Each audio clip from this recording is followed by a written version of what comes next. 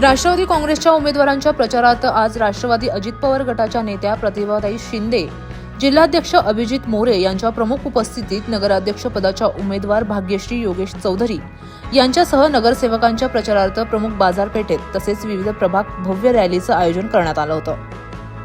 शहरातील भगवान बिरसा मुंडा पुतळ्याला अभिवादन करून रॅलीची सुरुवात करण्यात आली। यावेळी नगराध्यक्षपदाच्या उमेदवार सौ भाग्यश्री योगेश चौधरी या पॅनलच्या प्रमुख योगेश चौधरी व नगरसेवकचे उमेदवार उपस्थित होते।